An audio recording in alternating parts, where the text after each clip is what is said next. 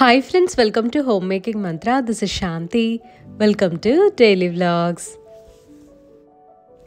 Hope మీ weekend చాలా బాగా జరిగింది అని అనుకుంటున్నా. ఇవాళ జడ్జింగ్ గురించి ఫ్యూ లైన్స్ మీతో షేర్ చేసుకుందాము అని అనిపించింది. ఈ సోషల్ మీడియా వచ్చిన తర్వాత ఒక మనిషినైనా ఒక వస్తువునైనా సరే ఈక్వల్గా జడ్జ్ చేసేస్తున్నారు అని అనిపిస్తుంది నాకు. ఎందుకంటే ఈక్వల్గా అని అంటున్నాను, ఏదన్నా ఇప్పుడు మనం ఒక వస్తువు చూసామనుకోండి, అది బాగుంది వీళ్ళు యూస్ చేస్తున్నారు కదా అని మనం తీసుకోపోవటం అనేది మనం నిర్ణయించుకుంటాము. అలానే సోషల్ మీడియాలో మనం ఎవరన్నా ఒక పర్సన్ని చూసి ఒక 5 నిమిషాలు వీడియోనో లేకపోతే ఒక 15 సెకండ్స్ షార్ట్ చూసి ఎలా డిసైడ్ చేస్తాము వాళ్ళు మంచోళ్ళు కాదు అని చెప్పి. మనం రీసెంట్గా సోషల్ మీడియాలో జరిగే ఫ్రాడ్స్ చాలా చూస్తూ ఉన్నాము. కొంతమంది అది నిజం అంటారు, కొంతమంది మేమే కరెక్ట్ అని ముందుకు వస్తారు. వీ డోంట్ నో, అసలు మనం ఎవరిని నమ్మడానికి లేదు. ఈ రోజులో ప్రతిదీ బిజినెస్ అయిపోయింది. ప్రెజెంట్ సిచ్యువేషన్ ఎలా ఉందంటే ఏదన్నా హైప్ చేసి చెప్పగానే అదే నిజమని చాలామంది అనుకుంటున్నారు.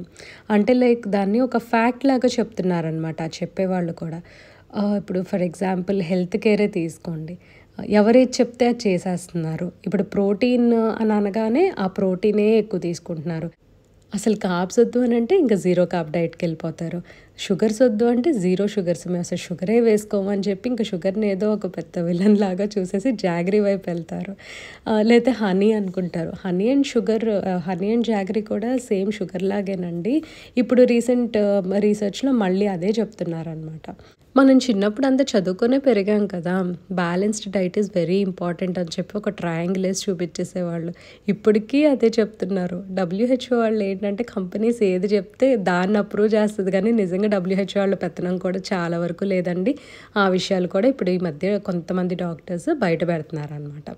సో ఇవన్నీ మనం ఒకళ్ళు చెప్పేది ఇన్ఫ్లుయెన్స్ అవ్వడం మానేసి హాయిగా మన అమ్మోళ్ళు ఎలా పెట్టారో అలా తిన్నామని అంటే ఎంత హెల్తీగా యాక్టివ్గా పని చేసుకుంటాము. కాకపోతే ఈ రోజుల్లో అడల్ట్రేటెడ్ ఫుడ్స్ వస్తున్నాయి కదా, వాటికి ప్రాసెస్డ్ ఫుడ్స్కి దూరంగా ఉండమని అయితే చెప్తున్నారు. అది ఫాలో అయితే నిజంగా చాలా హ్యాపీగా ఉంటుంది. అండ్ ఇంకొక బిగ్గెస్ట్ డెవిల్ ఏంటంటే ఇన్ఫ్లుయెన్స్ అవ్వటం అండి.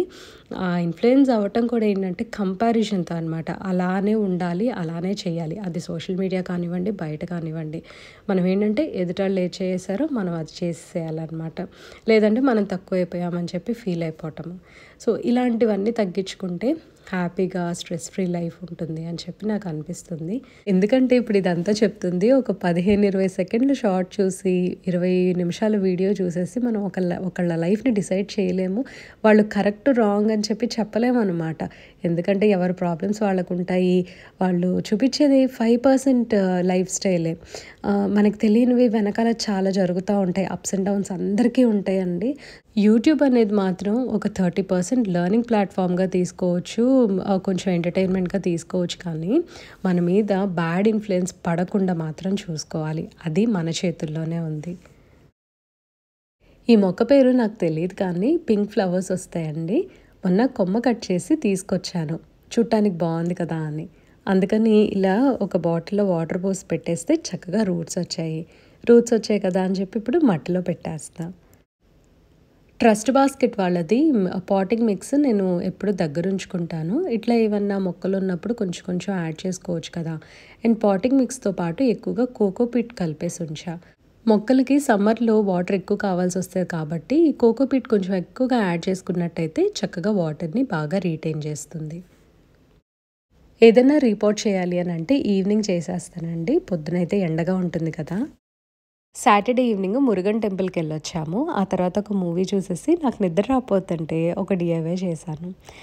ఏంటంటే ఇవి వచ్చేసరికి మిర్రర్ స్టిక్కర్స్, బెడ్రూమ్లో ఇంతకుముందు అతికిచ్చినవి. నేను ఇప్పుడు మళ్ళీ DIY వేరే చేశాను కదా, సో పాతవి పీల్ చేసేసి ఇట్లాగా ఒక పేపర్ మీద స్టిక్ చేసేసి ఉంచాను. ఏమన్నా సరే లైక్ యూజ్ అవుతాయి కదా అని. నేను ఏం చేశానంటే ఒక పాత మిర్రర్ ఫ్రేమ్ ఉంది నా దగ్గర. సో ఇది వచ్చేసరికి ఏంటంటే మామూలు ఫోటో ఫ్రేమ్ ఉంటుంది కదా, దాని లోపల మిర్రర్ ఉంటుంది కదా, అట్లా బేసిక్ మిర్రర్ ఇది. దీనికి చక్కగా ఆల్ ఫిక్స్ అని ఉంటుంది ఫెవికాల్ వాళ్ళది, అదంతా మొత్తం స్టిక్ చేసి ఆ మిర్రర్ స్టిక్కర్స్ ఏవైతే ఉన్నాయో అవన్నీ కూడా పేస్ట్ చేసేసా దాని మీద. ఇలా ఎందుకంటే రివర్స్లో పెట్టాను, ఒక్కొక్కసారి ఆ మిర్రర్ స్టిక్కర్స్ ఇట్లా వెనక్కి ముందుకి అట్లా పడిపోతూ ఉంటాయి. ఎందుకంటే ఇక్కడ సపోర్ట్ లేదు. కరెక్ట్‌గా ఫ్రేమ్ మీదకి వచ్చేటట్టు పెట్టాలి అని అంటే మిర్రర్ ఏమో చిన్న సైజ్ అయిపోతుంది. అందుకని కొంచెం పెద్దగా కనిపించడానికని ఆ ఫ్రేమ్ ఎడ్జెస్‌లో పెట్టాను. పెట్టిన తర్వాత ఇలా స్టిక్ చేసి రివర్స్ చేశా. సో దట్ అవి కదలకుండా ప్లేస్‌లో ఉంటాయన్నమాట మొత్తము. పింట్రెస్ట్‌లో సెర్చ్ చేసినప్పుడు పిస్తా షెల్స్, బ్యాంబూ స్క్యూయర్స్, తర్వాత జూట్ రోప్ వీటన్నిటితోటి చేస్తా ఉన్నారు. అయితే నా దగ్గరేమో అవేవీ లేవు. సో ఏం చేద్దాం అని ఆలోచిస్తుంటే మిర్రర్ ఆన్ మిర్రర్ ఎలా ఉంటది అని చెప్పి అనుకోని ఆ మిర్రర్ స్టిక్కర్స్ ఉన్నాయి కదా! సో అవి పేస్ట్ చేసేసా. నా దగ్గర వేరే డిజైన్‌ది కూడా ఉంది కానీ దానికన్నా కూడా ఇది బావుంటుందిలే ఒకసారి ఇలా ట్రై చేద్దాము అని పెట్టాను. ఇదైతే టెంపరరీగా అలా చేసి పెట్టాను. కొన్ని రోజులు చూస్తా బావుంటే ఉంచేస్తాను. లేదంటే వేరే ఏదన్నా చుట్టూ డిఫరెంట్ డిజైన్ ట్రై చేద్దామని అనుకుంటున్నా. కిచెన్‌ని డీక్లటర్ చేసినట్టు బాల్కనీలో కూడా చాలా మొక్కలు తీస్తానండి. అంటే ఇప్పుడు డబుల్ ఉంటాయి కదా! సో ఇంకా పాడైపోయినాయి లేకపోతే 1, 2 చిన్న మొక్కలు ఉన్నాయనుకోండి అవన్నీ తీసి ఒకే పాట్‌లో గ్రూప్ చేసేసి ఉంచటం. అలాంటివన్నీ చేసుకుంటా వచ్చా. అన్ని చేసినా సరే ఇంకా మొక్కలు ఎక్కువగానే కనిపిస్తున్నాయి. నాకున్న స్పేస్‌లో ఇంకా ఇట్లా పెట్టుకుందాం అనుకున్నాను. ఇంకా ఎక్స్ట్రా ఉన్నా నేను పెద్ద ఫీల్ అవ్వను. కాకపోతే ఏంటంటే క్లటర్డ్‌గా కనిపించకూడదు. క్లటర్డ్ ఇన్ ద సెన్స్ మనం అనుకుంటాం ఎక్కువ వస్తువులు అనుకుంటాం కానీ అలా కాదండి. పాడైపోయినవి లైక్ వర్న్ అవుట్ థింగ్స్ ఉంటాయి చూసారా? అవి తీసేస్తే ఏ స్పేస్ అయినా సరే చాలా నీట్‌గా కనిపిస్తది. కొంచెం మ్యాచ్ అయ్యేటట్టు కూడా పెట్టుకుంటే బావుంటుందనమాట. సో మొత్తం నా బాల్కనీ కూడా అంత వైట్, గ్రీన్ అట్లా అక్కడక్కడ కలర్స్ అలా సెట్ చేసుకున్నాను. కొన్ని టెర్రకోటావి కూడా ఉన్నాయి. కింద యాసిడ్ వలన ఫ్లోర్ అంతా పాడైపోయింది అని చెప్పాను కదా! అంతవరకు గ్రాస్ మ్యాట్ తోటి ఫుల్‌గా కవర్ చేసేసా. ఈ గ్రాస్ మ్యాట్స్ వచ్చేసరికి ఒక్కొక్కటి ₹100 పడ్డాయి. వాటిని ఏంటంటే హాఫ్‌కి కట్ చేసి మొత్తం అవసరమైన చోటంతా సెట్ చేశాను. కార్నర్స్‌లోనేమో కొంచెం చిన్న పీసెస్ అవి పడ్డాయన్నమాట. మిగతా ఎక్కడా కూడా వదలం కదా! చిన్న పీస్ ఉన్నా సరే అక్కడక్కడ సెట్ చేస్తా వాటిని ఎలాగోలా. ఇది లైట్ వెయిట్ మెటల్ షెల్ఫ్ అండి. జిప్ టైస్ తోటి టై చేసేసి తర్వాత పురికోస పెట్టి సెక్యూర్ చేశాను. అది నేను షార్ట్‌లో పోస్ట్ చేశాను కదా మొన్న. లైట్ వెయిట్ షెల్ఫ్స్‌ని జిప్ టై తోటి బాల్కనీ గ్రిల్‌కి ఎలా సెక్యూర్ చేశానో చూపిస్తాను. షెల్ఫ్‌కు వచ్చిన హోల్, గ్రిల్ 2 కలిపి జిప్ టై తోటి ఇట్లా గట్టిగా కట్టేశాను. షెల్ఫ్ కిందకి వాలుతుందని చెప్పి ఎండ్స్‌ని ఇట్లా పురికోస తోటి కట్టేశాను. లైట్ వెయిట్ ఐటమ్స్, ప్లాంట్స్ పెట్టుకోవడానికి ఇలా షెల్ఫ్ బాగా యూజ్ అవుతుంది అని అనిపించింది. జిప్ టై తోటి ఇట్లా లైట్ వెయిట్ పాట్స్‌ని కూడా గ్రిల్‌కి హ్యాంగ్ చేసుకోవచ్చు. నాకున్న చిన్న బాల్కనీ స్పేస్‌ని ఇలా బొమ్మలతోటి, ప్లాంట్స్ తోటి నింపేశాను. So final look of my balcony ప్రస్తుతానికైతే ఇలా ఉంది.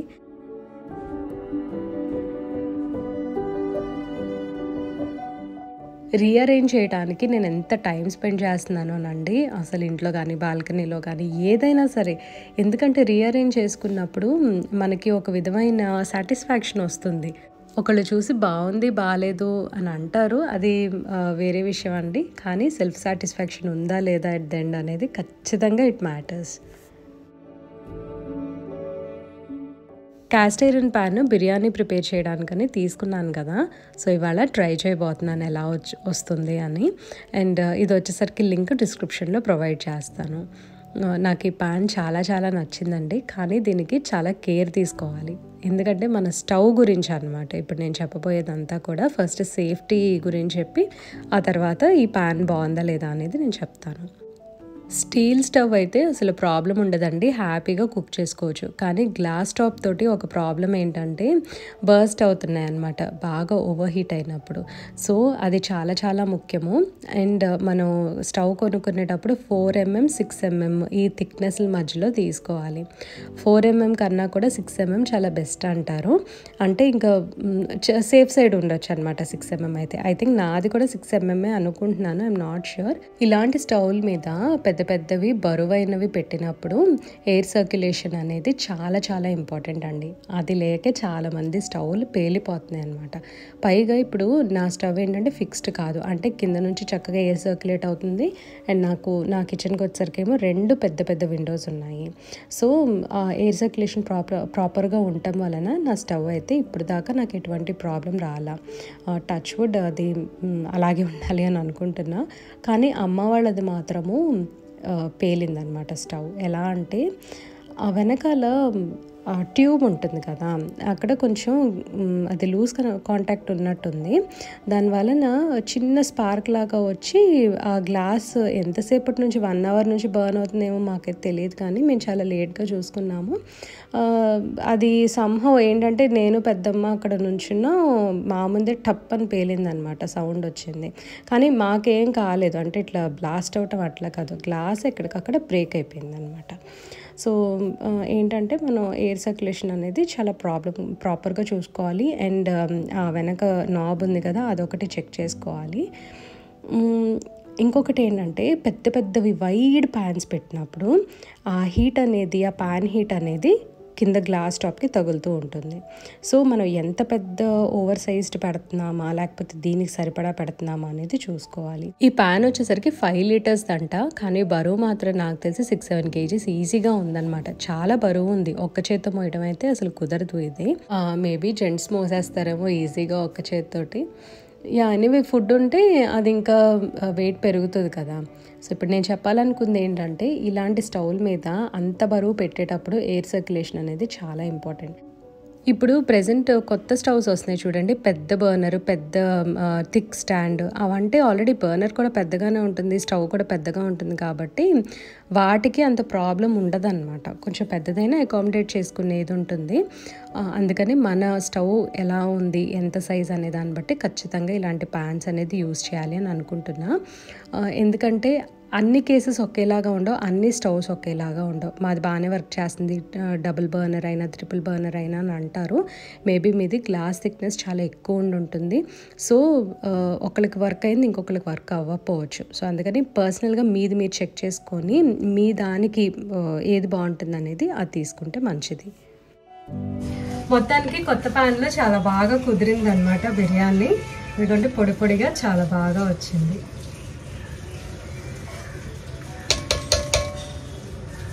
ఇంకే వుడెన్ లేడల్సే బాగుంటాయి, వేరేవైతే మళ్ళీ గీతలు పడతాయి కదా. ఎండాకాలంలో మాకు ఫుల్ వర్షం పడింది అండ్ వేడి వేడి బిర్యానీ.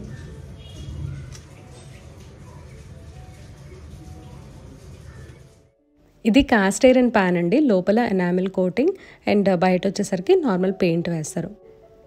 ఈ ఎనామిల్ వచ్చేసరికి నాన్ టాక్సిక్, అంటే సేఫే అండి మన కుకింగ్కి. బికాస్ దీన్ని గ్లాస్తో తయారు చేస్తారంట ఈ కోటింగ్ అనేది. నేను కూడా గూగుల్ చేశాను. సో డీప్గా తెలుసుకోవాలి అని అంటే మీరు కూడా గూగుల్ చేయొచ్చు. కుక్ చేసేటప్పుడు వుడెన్ స్పూన్స్ వాడితే బెటర్ అండి, ఎందుకంటే స్క్రాచెస్ పడకుండా ఉంటాయి. అండ్ ఇంకొకటి, మనం ఒక్కసారి హీట్ చేసిన తర్వాత వేడి బాగా వచ్చేస్తుంది, కాబట్టి అక్కడ నుండి కొంచెం మానిటర్ చేసుకుంటూ ఉండాలి.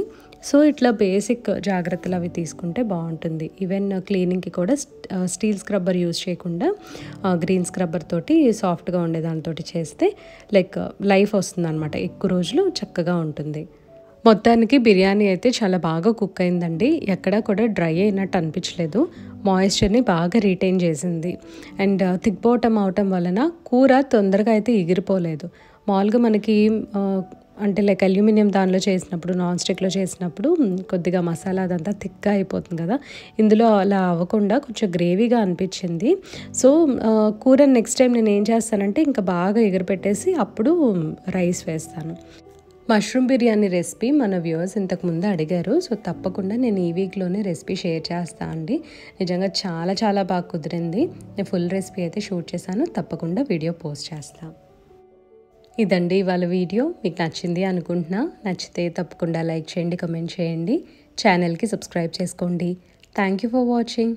Thank you for your time.